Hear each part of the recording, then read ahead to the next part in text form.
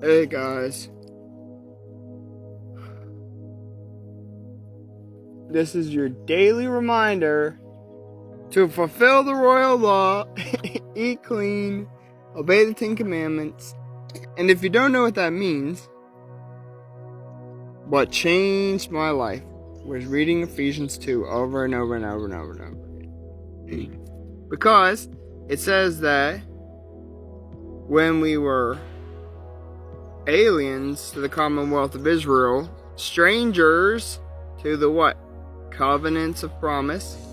That's the covenants that God made with a promise. But a covenant, it has to be upheld. So the people that are in the Christian churches aren't upholding their side of the deal because they have not heeded Psalm 19 and have given into presumption. Presumption is like assuming before you know something.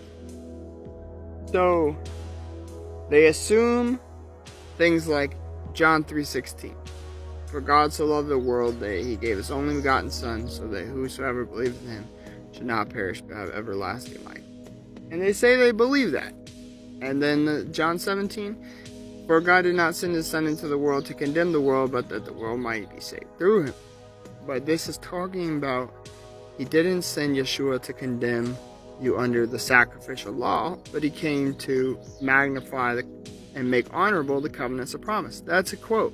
To magnify and make honorable the covenants of promise. Okay? And this is what he was doing on the Sermon on the Mount, even with the Beatitudes. Blessed are the poor in spirit. Blessed are those who mourn. And he's not talking about every single person who is having a sad day. This is talking about a group of people that mourns for Zion because they want righteousness. They want a world wherein dwells righteousness. Okay? So then you have the book of Jude that talks about, it's a very short book, great one to read, and talks about men preordained to this condemnation that crept in unawares and taking silly women laden with sins and diverse lusts, or led away by diverse doctrines. These are doctrines of devils. And so we know that the country that calls itself Israel is not all of the 10 tribes. Okay, the country that calls itself Israel contains Jerusalem and the land that used to be called Judea. And Judea, now, the people who live there, who the Christian church calls Jews, that would be the tribes of Judah and Benjamin, right? But then there's 10 scattered tribes, and even in the Christian church and amongst the publicans and the harlots, it says here and there, in diverse places, one from a city here and two from a family there, and he'll take you to Zion. But he says, what the Christian church miss, or maybe they just don't think about it, but he says in Revelation, I forget where, but he says that the entire world is deceived. I think it's Revelation 12. The devil gets cast down and he deceived the whole world. So don't give in to a lot of these people in the Christian church, and they ignore the book of Jude when it says, Michael, when contending with the body of Moses, durst not bring a railing accusation, but he said, Jehovah rebuked thee. Not, I rebuke you in the name of so-and-so. That's not how it goes. You have to heed authorities. It's the same reason we don't pack up weapons to fight against the government, because we're not supposed to oppose the government. So right then and there you see the Christians that are having their bunkers and preparing for doomsday with firearms. You can see that they're led astray. But then when it said these men snuck in unawares into the Christian churches, this is to lead away the lost sheep of the house of Israel who are in those churches. Because there are people out there in those churches but they're the type that say, well, I can tell there's some lies going on here. I can tell there's, this Christmas stuff and this Easter stuff is not, it's pagan, and it's affiliated with Ishtar and the winter solstice, and it's a pagan holiday. And they're asking their questions, but then they have these smooth, the congregants, the majority, they seek smooth and ear-tickling words. Peace, peace, when there is no peace. Okay? Because there is no peace. No shalom, shalom. We are very far from home now, and there will not be the shalom and the feasting until we get back to Zion. Okay?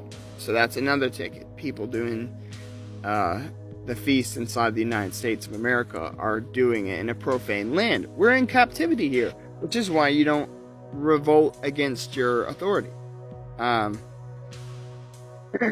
But when these people started waking up, okay, around, I think it's 2017, around the time that Jehovah showed a sign in the stars, which was described as the woman giving birth to the man-child, and this is the Revelation 12 sign.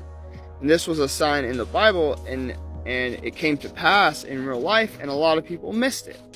And that's really lame, but also a lot of people started waking up, started even going to the Torah and trying to fulfill the full law, the whole law, or they'll say all that apply to me. But then again, giving into that presumption, they missed that the covenants of promise are not a heavy burden. Okay, there was the burden that Paul and Barnabas said neither us nor our fathers could bear this old law. But when Yeshua came, and that's his name, it's not Christmas Jesus. When Yeshua came, he taught the refreshing the covenant. It was prophesied in, the New Testament is the book of Acts is in the New Testament, and it was in Acts 3. It was quoting from Deuteronomy 18. I think it's 15 through 19, where he says, a capital P prophet will I raise up to you, or will Jehovah raise up like unto me, like unto Moses, and unto him you shall hearken, and he shall teach everything desired at Mount Horeb. Well, you can go the way the presumptuous people and say, oh, I don't care about what Mount Horeb is, and I don't care about what was desired, or whatever.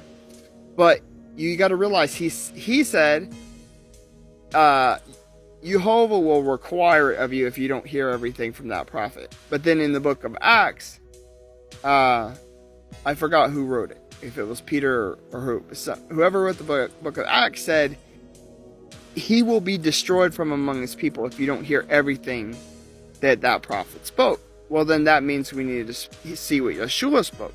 But then Yeshua said, if you wanted to know about him, that you would read what Moses wrote. Okay? So, you have to pay attention to what Moses wrote and what Yeshua wrote. And then you're going to understand that Yeshua came to preach the Ten Commandments. And that's why this Christmas Jesus guy, that it is in all the churches that they preach about, that accepts everybody and is love, shalom, shalom, peace, peace. Okay, this is a false idea. And this false personification was even warned about. I think it's John 5:43 or something. I come in my Father's name and you receive me not. If another shall come in his own name, him he shall receive. Well, who came in his own name? And people say, oh, Jesus, Jesus, Jesus, Jesus. Yeshua didn't come like that. He came in the name of Jehovah. Yeshua means Yah salvation. So the churches are missing what that is. And he says, the Christ himself, he says, come out of her, my people. Come out of her, my people. Don't partake in her sins, okay? If you tolerate Jezebel, you go in that same bed of suffering. Well, the Christian church is tolerating Jezebel. And what pastor do you know that doesn't sit on the front row? point. Okay?